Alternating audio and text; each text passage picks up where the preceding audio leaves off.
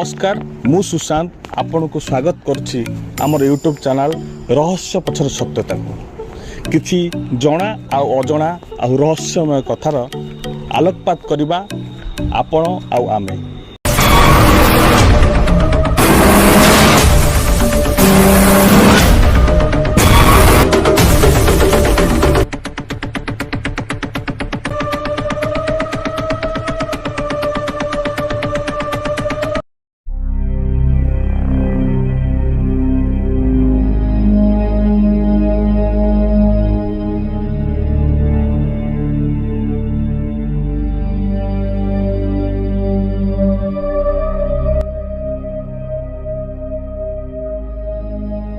रहस्यमय दुनिया आपण चारिपट रही अनेक रहस्य जहाँ साधारण मनुष्य पक्षे जानिबा संभव नुहे। हाँ आज्ञा आमे कहूचु एमिति एक सुरंगर कथा जेउटी निशाब्दरे शुभे संकीर्तनर ध्वनि आउ बेले बेले देखा दियंती विषधर सर्प।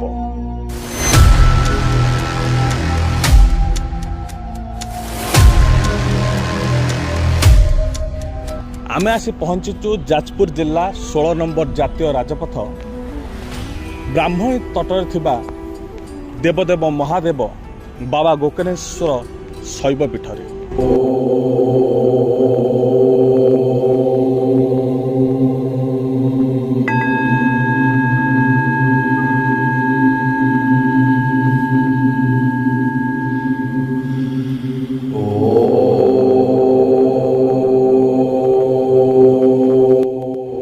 यही शैव पीठ बाबा गोकर्णेश्वर शैव पीठ रही अनेक किंवदंती रही अनेक चमत्कार आ रही अनेक रहस्य।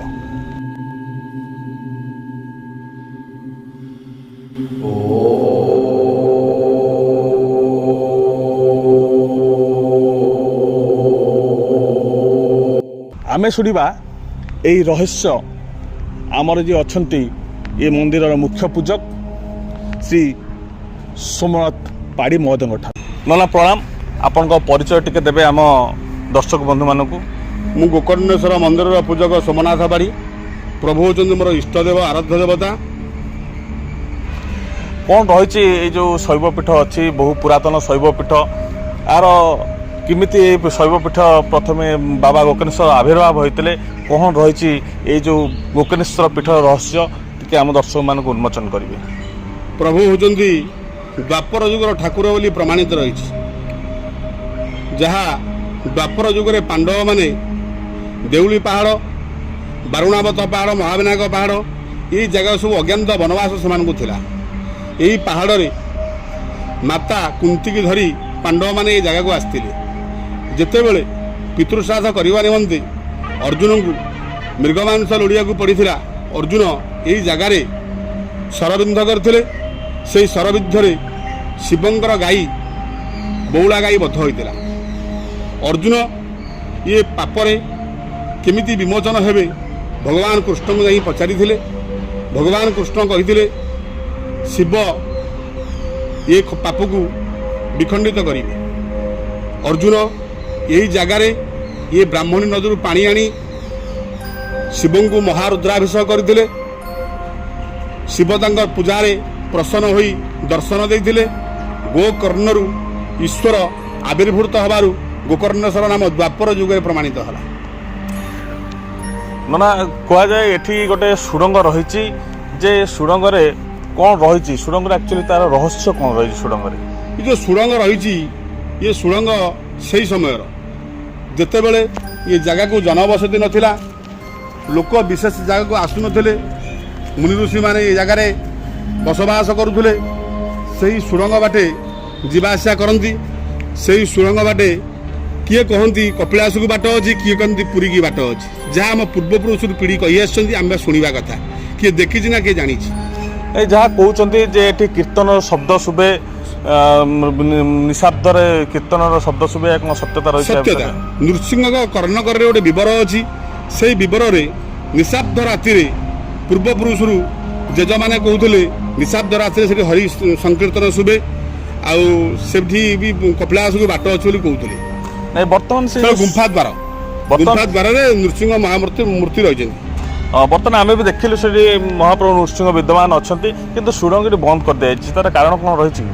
ସୁଡ଼ଙ୍ଗ ରଜା ଅମଳରୁ ବନ୍ଦ ହୋଇଛି, ଏବେକାର ସେ ନୁହଁ। ଯେତେବେଳେ ମଧୁପୁର ରଜା ଦାୟିତ୍ୱ ନେଲେ ସେତେବେଳେ ସମୟରେ ଆମ ପୂର୍ବ ପିଢ଼ି ଯେତେବେଳେ ଠାକୁରଙ୍କ ସେବା କରି ଆସୁଥିଲେ 7-8 ବର୍ଷ ହେଲାଣି, ସେମାନେ ବି କହୁଥିଲେ ସୁଡ଼ଙ୍ଗ ସେ ସମୟରୁ ବନ୍ଦ ଅଛି। ଯେମିତି କୁହାଯାଉଛି ଯେତେବେଳେ କଳା ପାହାଡ଼ ଆକ୍ରମଣ କଲେ ସେ ସମୟରେ ତାଙ୍କର ପ୍ରକୋପରୁ କୌଣସି ଦେବାଦେବୀ ଶୈବପୀଠ ବା କୌଣସି ଦେବସ୍ଥାନ ବର୍ତ୍ତି ପାରିନଥିଲା। ସେ ସମୟରେ ସୁଡ଼ଙ୍ଗରେ ଯେଉଁମାନେ ସାଧୁସନ୍ଥମାନେ ଥିଲେ ସେଠି ଆତ୍ମଗୋପନ କରିଥିଲେ, ଯାହାକୁ ଜଗି ରହିଥିଲେ ଦେବଦେବ ମହାଦେବଙ୍କ ଆଉ ନୃସିଂହଦେବ ଜଗି ରହିଥିଲେ। ସତ୍ୟତା ଯେଉଁ ସମୟରେ କଳା ପାହାଡ଼ ମନ୍ଦିରକୁ ଆସିଥିଲେ ସେହି ସମୟରେ ବି ଆପଣ ଦେଖିବେ ଆମ ବୃଷଭ ଭଗ୍ନ ହୋଇଛି। କଳା ପାହାଡ଼ ଆକ୍ରମଣ ଦ୍ୱାରା ବୃଷଭ ଭଗ୍ନ ହୋଇଛି। ନୃସିଂହ ବି ଗୋଟେ ହସ୍ତ ଛେଦନ ହୋଇଛି ଆପଣ ଦେଖିବେ। ଆଉ ସେହି ସମୟରେ ଠାକୁର ଯେଉଁ ସମୟରେ ସିଙ୍ଗାପୁର ନାରାୟଣ ଗୋସାଇଁ ଜଳ ଭିତରେ କଳା ପାହାଡ଼ ଭୟରେ ଲୁଚିକି ରହିଥିଲେ ସେହି ସମୟର ମନ୍ଦିର ବୋଲି ତ ପ୍ରମାଣିତ ରହିଛି, ଯାହା ଆମେ ଶୁଣି ଆସୁଛୁ ପୂର୍ବପୁରୁଷରୁ। ଧନ୍ୟବାଦ ନନା। ଯେମିତି ଆମେ ଆଲୋଚନା କଲେ ନନାଙ୍କ ସହିତ ଯେ ଏ ଦେବଦେବ ମହାଦେବ ବାବା ଗୋକର୍ଣ୍ଣେଶ୍ୱରଙ୍କ ଶୈବପୀଠ ଯେଉଁଠି ବହୁତ ଆଲୌକିକ ଘଟଣାମାନ ଘଟି ଆସିଛି ଏବଂ ମଧ୍ୟ ଘଟୁଛି, ଯାହାର ପ୍ରମାଣିତ ବିଭିନ୍ନ ଗ୍ରନ୍ଥ ଆଉ ପୁରାଣରେ ରହିଛି।